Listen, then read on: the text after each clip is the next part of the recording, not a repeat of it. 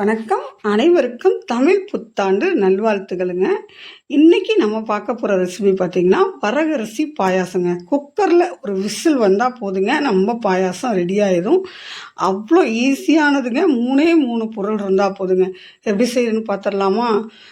இது குழந்தைங்கள்லேருந்து பெரியவங்க வரை எல்லாருமே விரும்பி சாப்பிட்ற மாதிரி இருக்கும். பொதுவாக தானியம்னா யாரும் சாப்பிட மாட்டாங்க. ஆனால் இந்த பாயாசம் பார்த்திங்கன்னா எல்லாருமே விரும்பி சாப்பிட்ற மாதிரி இருக்கும்.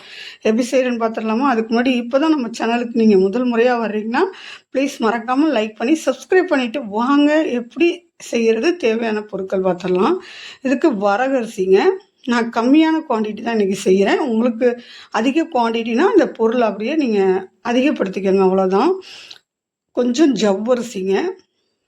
வரகரிசி ஜாஸ்தியாக எடுத்துக்கணுங்க. அதில் பாதி அளவு ஜவ்வரிசி எடுத்துக்கணும்.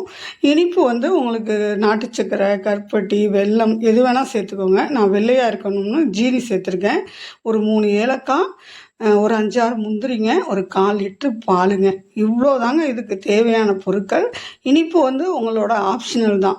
இந்த பொருட்கள் வரகரிசி 1 கப் எடுத்திங்கன்னா ஜவ்வரிசி 1/2 கப் எடுத்துக்கோங்க. எப்படி செய்யணும்னு பார்த்துடலாமா? ஒரே 1 ஸ்பூன் மட்டும் நெய் ஊற்றிக்கலாங்க. நான் கம்மியாக செய்கிறேன், அதனால் 1 ஸ்பூன் தான் நெய் ஊற்றுறேன். இப்போ நெய் காஞ்சதும் நம்ம முந்திரி, திராட்சை என்ன நட்ஸ் இருந்தாலும் இந்த சமயத்தில் ஃபஸ்ட்டே வறுத்து எடுத்து வச்சுக்கோங்க. நான் வெறும் முந்திரி மட்டும்தான் சேர்த்துருக்கேன். இதை வறுத்து எடுத்துடலாங்க. இப்போ அடுப்பை குறைந்த தீயில் வச்சுக்கிட்டு நீங்கள் ஜவ்வரிசியையும் வரகரிசி இது ரெண்டையுமே வறுத்து எடுத்துக்கோங்க. லைட்டாக அதை வறுத்துக்கிட்டிங்கன்னா நல்ல நெய்யோட ஃப்ளேவர் சூப்பராக இருக்குங்க. நெய்யிலேயே இந்த பாயாசம் செஞ்ச மாதிரி இருக்கும். லைட்டாக அந்த 1 ஸ்பூன் நெய்யிலே லைட்டாக வறுத்து விட்டுட்டு கொஞ்சம் தண்ணி ஊற்றிக்கலாங்க. இப்போ வரகரிசி, ஜவ்வரிசி எந்த கப்பால் எடுத்தோமோ அதே கப்பால் ஒரு 3 கப் அளவுக்கு தண்ணி ஊற்றுனீங்கன்னா நம்ம பால் வேற ஒரு 1/4 லிட்டர் சுண்டை காய்ச்சி சேர்க்க போகிறோம். இது கொஞ்சம் குடிக்கிற மாதிரி தான் இருக்கும். இந்த பாயாசம் உங்களுக்கு தண்ணியோட லெவல் குடிக்கிற மாதிரி வேணுமா, இல்லை ஸ்பூனில் வச்சு சாப்பிடணுமா, அதுக்கு தகுந்த மாதிரி சேர்த்துக்கோங்க. ஒரே 1 விசில் விட்டால் போதுங்க, சூப்பராக ரெடி ஆயிரும். இப்போ நல்லா மிக்ஸ் பண்ணி கொடுத்துட்டு நம்ம குக்கரை க்ளோஸ் பண்ணிடலாங்க. ஏலக்காவை இது கூடவே சேர்த்திங்கன்னா ஃப்ளேவர் ரொம்ப நல்லா இருக்குங்க. இந்த பாயாசம் இவ்வளோ சிம்பிளாக செய்கிறதுன்னு நினைக்காதீங்க. டேஸ்ட்டு அட்டகாசமாக இருக்குங்க. இப்போ ஒரு விசில் வந்துருச்சு, ஓப்பன் பண்ணியாச்சுங்க. அடுப்பை மறுபடியும் ஆன் பண்ணிக்கோங்க. இதுக்கு சின்ன குக்கர்னால குக்கிங் டைம் ரொம்ப கம்மியாக இருக்குங்க. நீங்கள் பாத்திரத்தில் செஞ்சிங்கன்னா இந்தளவுக்கு குலைவாக வராது. இப்போ ஜவ்வரிசியும் வரகரிசியும் சூப்பராக வந்துருச்சுங்க. இப்போ ஜீனியை போட்டுடலாங்க. நீங்கள் வெல்லம் சேர்க்குறீங்கன்னா தனியாக காய்ச்சிட்டு வடிகட்டி சேர்த்துக்கோங்க. ஒரு பிஞ்ச் அளவு உப்பு போட்டுடலாங்க. இனிப்பு நமக்கு எடுத்து கொடுக்கும். அதுக்காக பால் ஊற்றினா தான் இந்த பாயாசம் நல்லா இருக்கும்னு இல்லைங்க, இப்படியே சாப்பிட்டாலுமே ரொம்ப நல்லாயிருக்கும். நீங்கள் தேங்காய் பால் சேர்க்கறதுனாலும் சேர்க்கலாம், மாட்டுப்பால் சேர்க்கறதுனாலும் சேர்க்கலாம், பால் இல்லாமல் வெறும் தேங்காய் துருவல் மட்டும் சேர்க்கறதுனாலும் சேர்க்கலாங்க. நான் பார்த்திங்கன்னா இன்றைக்கி பால் தான் சேர்க்குறேன். மாட்டுப்பால் நல்லா சுண்டை காய்ச்சினா 1/4 லிட்ரு பால் சேர்க்குறேங்க. இப்போ நல்லா கொதித்த பிறகு சுண்டை காய்ச்சி வச்சுருக்கேங்க 1/4 லிட்ரு பாலை. அதையும் சேர்த்து மிக்ஸ் பண்ணியாச்சுன்னா அடுப்பை ஆஃப் பண்ணிடலாங்க. அவ்வளோ டேஸ்டியாக இருக்கும். நம்ம வறுத்து வச்ச அந்த முந்திரி பருப்பையும் இதில் சேர்த்தாச்சுங்க. கமன்னு நம்மளோட பாயாசம் சூப்பராக ரெடி ஆயிடுச்சு.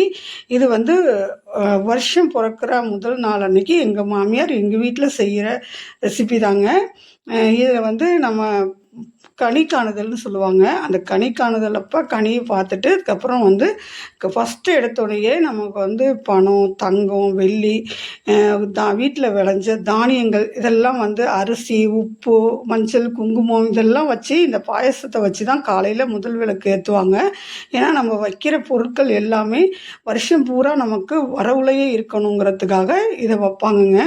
இதுதான் எங்கள் மாமியார் எனக்கு சொன்னது. உங்கள் வீட்டில் என்ன செய்வீங்கன்னு மறக்காமல் கமெண்டில் சொல்லுங்கள்.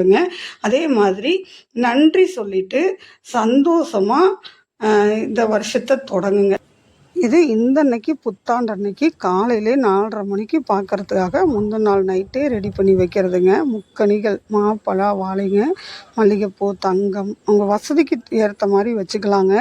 தங்கம், வெள்ளி, பணம் இதெல்லாம் வச்சுக்கணுங்க. சிறுதானியங்கள் நமக்கு உணவு பஞ்சம் வரவே கூடாதுன்னு. அதே மாதிரி மஞ்சள், குங்குமம், அவங்களுக்கு இஷ்ட கடவுள் எதுவோ அதோட ஏதாவது வச்சுக்கலாங்க. மகாலட்சுமி கடாட்சமான கல்லுப்பு, அதுக்கப்புறம் அரிசிங்க, குலசாமிக்காக ஒரு செம்பு தண்ணி, அப்புறம் நம்ம கையில் இருக்கிறது எது வேணால் வைக்கலாங்க. தங்கம், வெள்ளி தான் வைக்கணும்னு இல்லை. கல்லுப்பு, அரிசி, மஞ்சள் இது 3மே வச்சு கொண்டாடலாம். புத்தாண்டு நல்வாழ்த்துக்களுங்க.